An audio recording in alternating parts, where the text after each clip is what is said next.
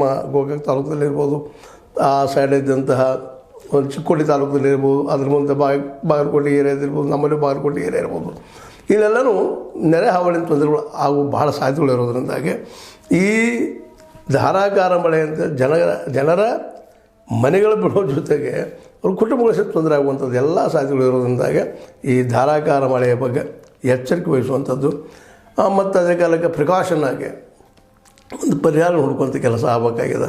ಆ ಕೆಲಸಗಳು ಸಹಿತ ಲೇಟ್ ಆಗೋಕ್ಕಿಂತಲೂ ಅದು ತೊಂದರೆ ಆದಾಗ ಅದನ್ನು ಮಾಡೋಕ್ಕಿಂತಲೂ ಆ ಪೂರ್ವದಲ್ಲಿ ಅದನ್ನು ಒಳ್ಳೆಯ ಅಭ್ಯಾಸ ಮಾಡಿ ಅದಕ್ಕೊಂದು ಶಾಶ್ವತ ಪರಿಹಾರ ಹುಡುಕಿದ್ರೆ ಇನ್ನೂ ಒಂದು ಸ್ವಲ್ಪ ಸಾವು ನೋವುಗಳು ಕಡಿಮೆ ಆಗ್ಬೋದು. ನೀರಿನ ಹಾವಳಿಯಿಂದಾಗಿ ಒಂದು ಸ್ವಲ್ಪ ಏನಪ್ಪ ತೊಂದರೆ ಅನುಭವಿಸುವ ಜನಸಾಮಾನ್ಯರು ಒಂದು ಸ್ವಲ್ಪ ಇದರಿಂದ ಪರಿಹಾರವನ್ನು ಪಡಿಬೋದೇನೋ. ಯಾಕೆಂದರೆ ಹಾವಳಿ ಆದಮೇಲೆ ಮನೆಗಳನ್ನ ಕಟ್ಟಿಕೊಡೋದು ಮತ್ತೇನು ಮಾಡೋದು ಆಗ ಮತ್ತೆ ಶಿಫ್ಟ್ ಮಾಡೋದು ಚಾಲು ಮಾಡೋಗಿದ್ದರು. ಈ ದಿಸೆಯಲ್ಲಿ ಇನ್ನಷ್ಟು ಒಂದಿಷ್ಟು ಕನ್ಸರ್ನ್ ಇದ್ದಂಥ ನಾಯಕರಿದ್ದಂಥವರು, ಅದಕ್ಕೆ ಸಂಬಂಧಿಸಿದಂಥ ನಾಯಕರಿದ್ದಂಥವರು ಅದನ್ನು ರೀಥಿಂಕ್ ಮಾಡಬೇಕಾಗ್ಯದ. ಯಾಕಂದ್ರೆ ಈಗಾಗಲೇ ಇನ್ನೊಂದು ಎಕ್ಸಾಂಪಲ್ ಕೊಟ್ಟೆ ನಿಮಗೆ. ಗೋಕಾಕ್ ಬಸ್ ಸ್ಟ್ಯಾಂಡ್ ನಿಜವಾಗಿಯೂ ಭಾಳಷ್ಟು ಗೀಳಾಗಿತ್ತು, ತೊಂದರೆಯನ್ನು ಜನ ಅನುಭವಿಸ್ತಾಯಿದ್ರು.